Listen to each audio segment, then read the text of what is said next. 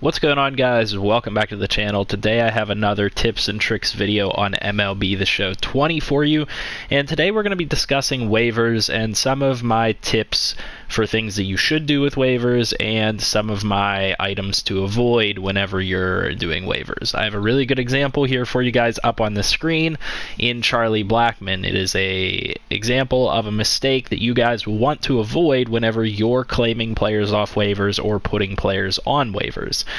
So the first thing that I want to tell you whenever you're claiming players off waivers or putting players off waivers is the focus on putting your own players on waivers. So if you don't already know, whenever you have an MLB player and you want to send them down to the minors, they have the option to use their minor league options. And so if you have minor league options left for a player, you have the ability to send them down to the minors without having to pass them through waivers first.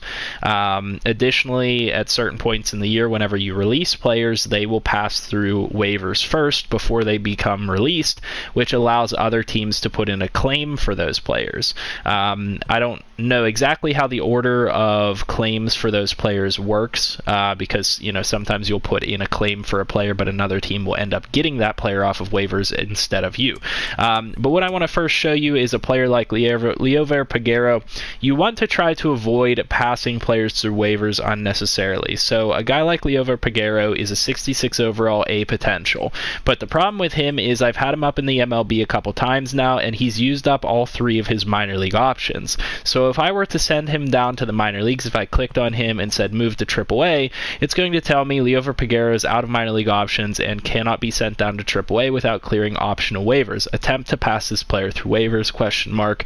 And then you would either cancel or hit OK. If you attempt to pass this player through waivers, what's going to end up happening 9 times out of 10 is he's going to get picked up by another team because he's a really good young player, a really good prospect. But you can utilize this system to your advantage, and you can utilize it to hurt yourself if you don't know what you're doing. So one of the things that you want to try to avoid is claiming players off of other teams that might have too big of a contract for you to handle or might handicap you in the financial game.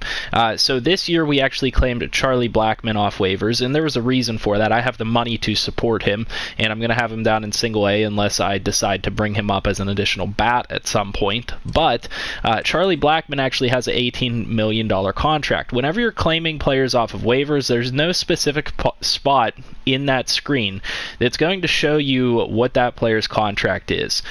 You can back out and you can go look at the player's contract in real life and decide if they're actually somebody that you want to claim. If we go back to Liover Peguero, for example, a lot of teams will end up with players like Liover Peguero who have used up all their minor league options and they have to put them on waivers, or the AI is just kind of dumb and they put these players through waivers, and so you'll have the option to pick up a player like this. There's nothing wrong with going out and claiming a guy off waivers like this player because he's only going to cost you 90 grand. You'll be able to re-sign him in the future, but know that you'll have to basically have him up in the MLB for your team. So there's nothing wrong with doing that, but make sure that you're not handicapping yourself. This is one of the big don'ts of claiming players off waivers. Make sure that you know what you're getting whenever you claim a player off waivers.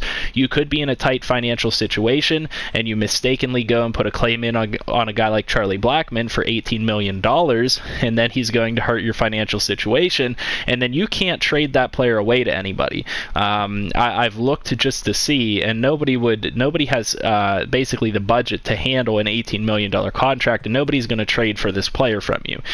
So that is one of the big don'ts of claiming players off of waivers and not claiming players off of waivers and sending players through waivers. The other thing is, like I said, you want to avoid sending your players through waivers. So if for some reason you can't support Liover in the MLB system, you can't have him up for whatever reason, you have too many players, you need to get rid of somebody, trade that player before you send them through waivers. Before I send this guy through waivers and he's 9 times out of 10 going to get picked up by another team because he's a 66 overall, only 22 years old, and a potential, before I do that and lose him for absolutely nothing, take that player or take one of your other players that you're struggling to find room for and trade them away to another team in order to get something back for them. Like I said, if you put a good player through waivers, chances are they're going to get snatched up. If you put an A potential player through waivers, 9 times out of 10, like I said, they're going to get snatched up.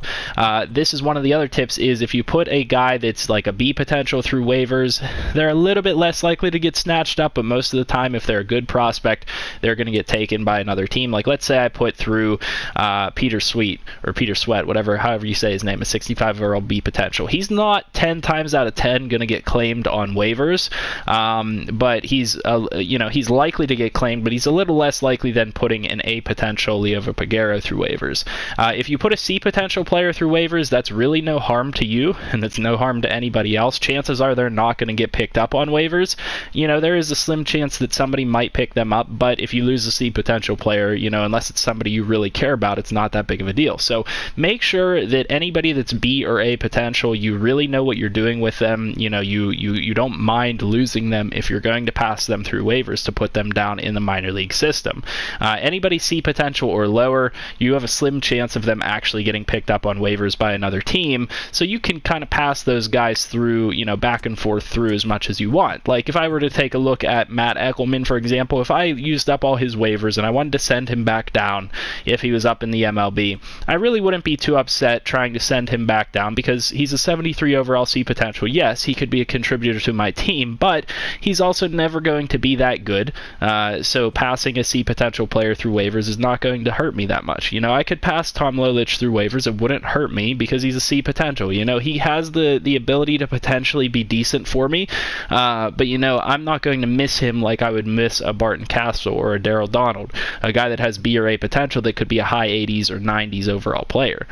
So make sure that you guys are paying attention to sending those guys through waivers. I have a couple friends that play this game, and I've noticed that they kind of don't realize what's happening. Sometimes they send guys down and don't pay attention to that little message that pops up. Just to show you guys one more time, this is what pops up whenever you try to send a guy like that down. What they'll end up doing is they'll just click OK, thinking that they have that minor league option, and then they end up getting picked up on waivers later on, and you're past that point where you can go back to that save file, and well, it's tough luck, you've lost that player. Don't do that to yourself. Make sure that you're reading these things. Make sure that before you send a guy down to the minor leagues, you know if they have player options or not. This year, I wanted to keep up Mason Martin instead of Peguero, but Mason Martin has contract options left. He has the ability to be sent back down, and so I sent him back down as opposed to chancing losing Liover Peguero. If I sent Liover Peguero back down, chances are somebody picks him up, and then I'm stuck without that A potential player that's going to be a future star for me. Whereas I can just send Mason Martin back down right now because he has contract options and get away with it, and basically not risk anybody getting picked up by another team. And then, like I said, there are a couple things that you can do to leverage this system. Let's say that you have a guy like Charlie Blackmon on your team, a guy that has a really big contract. He's getting older, he's getting up there in age, maybe his overall starting to decline. You can option to put this guy on waivers. You can try to release him or send him down to the minors, designate him for assignment, whatever it might be that's going to designate him for waivers, and put him out there and hope that another team picks him up. If another team picks him up off waivers because they need a player at that position or they think that he would be useful to them, which happens a lot, what's going to end up happening for you is you're going to be saved that $18 million in contract. If right now, because he's in the minor leagues for me, if I went and released Charlie Blackmon, I would incur his contract. I would incur the penalty for releasing him. I'd have to pay that $13.5 million for releasing him. But if he was a player that I could pass through waivers, the chance of me not having to pay that is a good one. I could send that guy through waivers, hopefully somebody else picks him up, and then I don't have to pay that $13.5 million. So that's a really important tip for you guys. Now, a 64 overall Charlie Blackmon might not get picked up by another team, but let's say we had a veteran player that I wanted to release on a big contract. I don't know, let's say, Jason Martin, for example. Let's say he was on a big contract for some reason. He was a little bit older, and I just didn't want him around anymore. I could try to send him down to the minors, which would pass him through waivers, and chances are somebody would pick him up, and then I would be spared having to pay that contract for that player. Like I said with picking up Charlie Blackmon, the team that I claimed him through no longer is responsible for that $18 million contract that he has. We are the ones that are now responsible for his contract. So that is something that you can utilize to your advantage when you're playing MLB and you're doing waivers. That could help you out tremendously. That is one of the biggest things that you can do to help your team in this game. There are very often times where you can pick players up on waivers. A way to check waivers, because it doesn't pop up all that often for you with options to check it, but there are constantly players being put on waivers, is if you go to transactions and pending transactions, it immediately brings you to the waiver wire. Now at this point in the season, there's nobody on the waiver wire for me, but very often you'll see players on the waiver wire because players are getting called up and sent down constantly on other teams. So I recommend that you guys check this on a regular basis to see if there's anybody decent out there on the waiver wire that could help your team. This is a better way to basically acquire players and prospects than going out and trading for them or signing them through free agency. You can come out here and claim them. You're not always 100% going to get them, because if it's a really good player, there will be other teams putting in claims for that player to acquire them, but oftentimes you'll be able to get really good players through the waiver wire, and that can help you out tremendously. So hopefully this video helps you guys out in some way. Make sure you leave a like on the video, comment down below for what videos you guys would like to see next, and subscribe to the channel if you're new. I'll see you guys in the next video, and I hope you guys have a good night. See ya.